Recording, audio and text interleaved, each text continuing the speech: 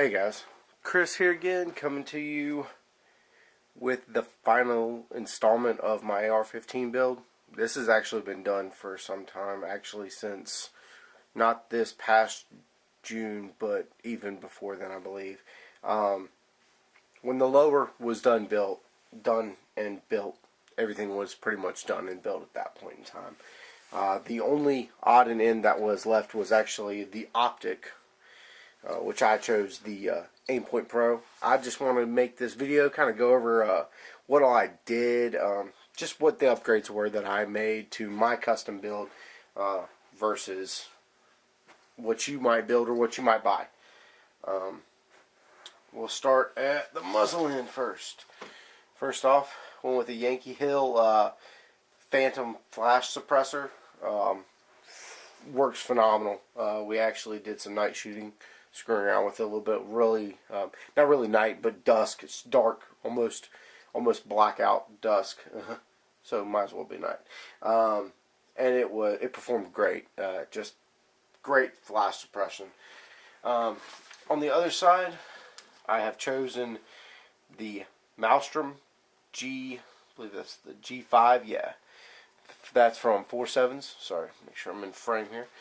It's got the crenulated bezel on it. Really awesome stainless steel crenulated bezel. Man, this sucker will throw out some light. I mean, I've got it set up for home defense. So there's the max output, and I'll do a separate review on this light. And then if you twist the bezel, I've got it set to strobe. So it's set up primarily for home defense. It's just a really super bright light. Also on this side, what you're looking at here is going to be the VTAC sling, Vikings Tactics. Great company. Most of their stuff has been produced by Troy Industries, from what I understand, via Jeff Lamb's part of his instructions. He has created some stuff in development with them. It's just really top-notch stuff. I'm actually working on another build where I'm going to focus more on Troy Industries stuff. This is the Diamond quad rail from Yankee Hill. I went with the rifle length because I am underneath that. I'm running a mid-length barrel. I went with a rifle length quad rail to fully cover the gas system, and you can see it comes with this sexy little end cap. Really finishes it off nice. The only gripe is it's kind of heavy. Well, not kind of heavy. It's heavy, and it's big around. It's kind of big to get your hand all the way around. I can't get my hand all the way around it, obviously, but other than that, I think aesthetically, that's the reason I chose the rifle length quad rail, full quad rail, plus price. I believe it was $119 for Midway USA at the time. Guys, these prices are all relative. They're not even close to what prices are now. Actually, was not the original video that I had done on this included a price list with a breakdown of what I spent, and I scrapped it, guys. I'll be perfectly honest with you, because right after the craziness in Colorado happened, I was like, oh man, gun prices are going to kind of go up. They didn't really. I was kind of surprised. A lot of stuff didn't go nuts, but then after everything that went on in Sandy Hook in Connecticut, you know, gun prices just astronomically high. I actually had it done, had this video done, even though still way later, done around the time of the Colorado shooting, but decided not to put it up for the simple fact that the prices wouldn't match. I'm telling you one price, and you're going to look for it on a website, and you're going to be like, what? You told me it was $150, and I was like, not so much anymore. A lot of these parts, if you can find them, they're double that now, which sucks, but it's the economy and it's the state we live in. You know, it's what we're dealing with. Back to the gun, running the Magpul AFG. I find it really ergonomic. Helps me grasp the gun. I have a tendency to want to go over the top with that. Really nice, comfortable. That's why I also like to run the covers. I don't like the big covers. They're a little bit too big, so I just like the low profile stuff. Also, flip up mag pull sight. That's actually one that I've had on there for a while. Also, the VTAC quick detach mount for the sling. Show you how that pops right in, pops right out. You want to detach your sling, you don't need it. I'll do a separate review on this sling too, guys. Stuff like slings, that stuff's still really readily available, so if you don't have a good sling, this is a really good one. Alright guys, sorry about that. Had a little tripod incident. Onto the optic. This is the Aimpoint Pro, which was actually on. Are you kidding me? As on NV. Oh well. If you can see, you're not going to be able to see, I don't think.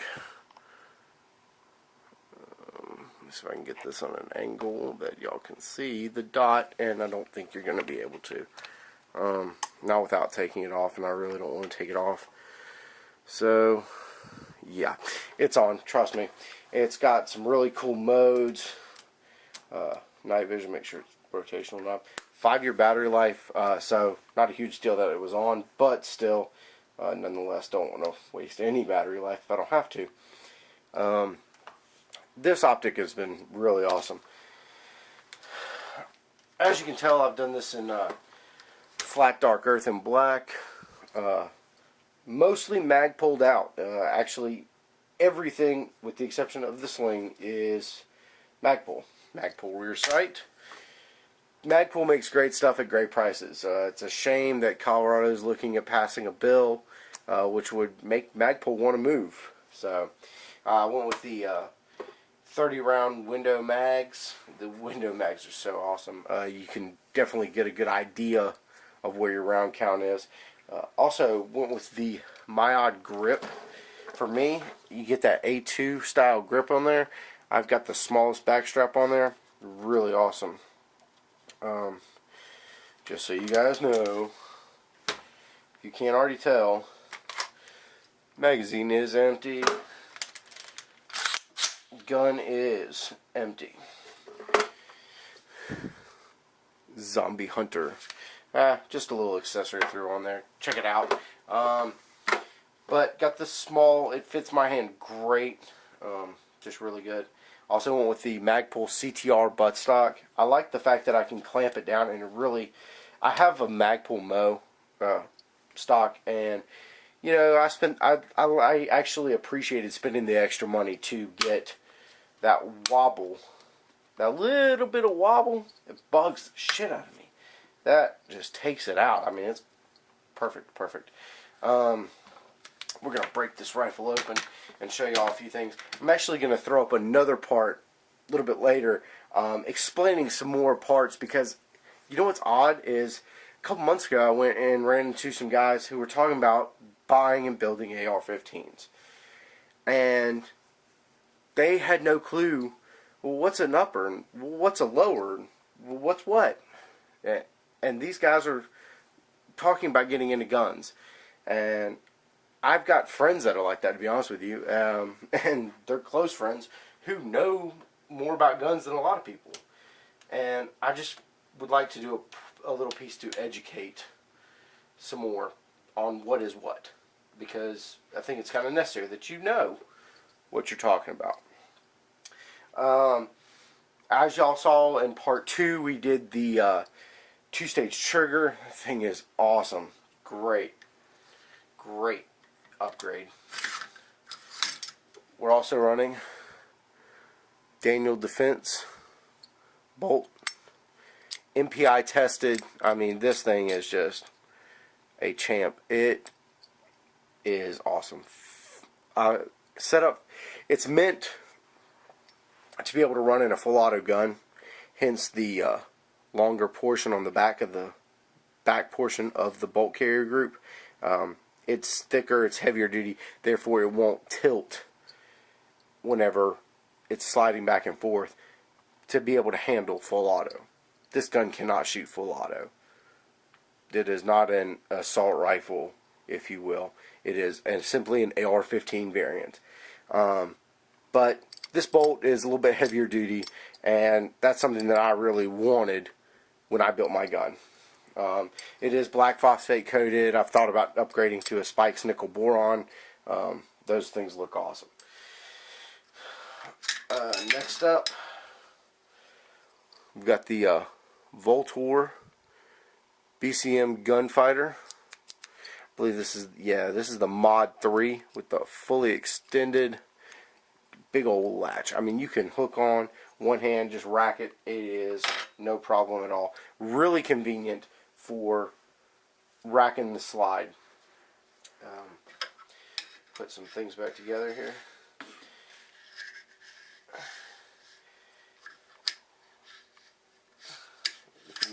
Kind of hard to do this at this angle. And guys, because of the price of ammo, I'll be honest with you, I haven't been out shooting as much as I'd like to. In fact, I haven't been at all in a while. So I've just kept this sucker oiled up and ready to go.